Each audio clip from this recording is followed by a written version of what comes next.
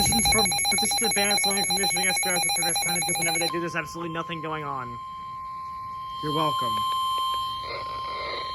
The National Weather Service in Sterling, Virginia has issued a severe thunderstorm warning for Carroll County in north-central Maryland, northeastern Frederick County in north-central Maryland until 4:30 p.m.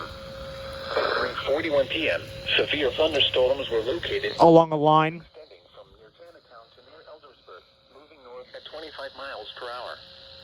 Hazard, 60 miles per hour in gusts and quarter-size hail. Source, radar indicated. Impact, damaging winds will cause some trees and large branches to fall.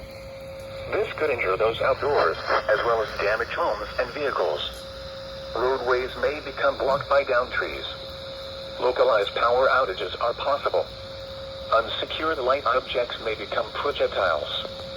Locations impacted include Westminster, Eldersburg, Taneytown, Hampstead, Manchester, New Windsor, Union Bridge, Harney, Carrollton, Lineborough, Winfield, Linwood, Reese, Uniontown, Wagner's Mill, Millers, Kinesville, Marston, and Greenmount.